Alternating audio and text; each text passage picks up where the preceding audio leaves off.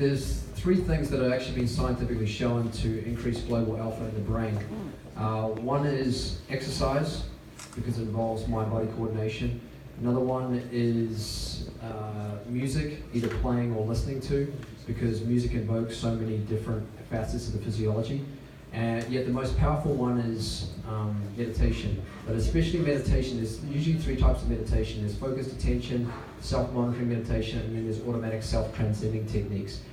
And the automatic self-transcending techniques are the ones that are shown to activate it right away.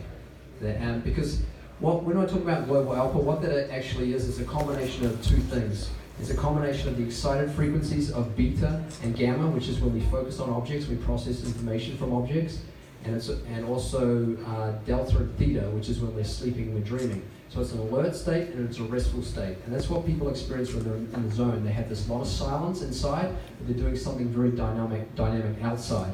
So global alpha combines those two frequencies. So the technique that I've been using since I was 18, because I was basically a burnt out athlete, because let's say I lost my global alpha frequency because I burnt myself out, because I thought it was all about the action, all about the training, not about the recovery and getting back to the source of activity and action, which is this infinite silence that we're all connected to. So I learned transcendental meditation, TM technique. It's one of the world's most validated techniques. It's the only technique endorsed by the American Heart Association to lower high blood pressure. And they did a meta-analysis of all the relaxation meditation techniques out there. It's a technique that Oprah and her team use, Ellen DeGeneres and her team use, Dr. Oz and his team use.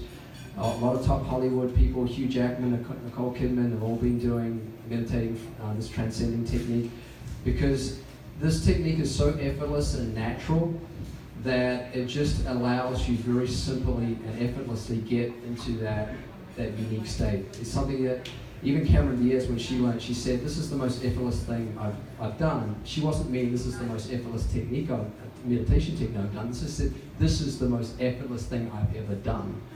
And because global alpha is always there for all of us. It's always there. It's how the whole nature works, is on a global alpha frequency, which allows the sun come up to us without us having to tell it to come up.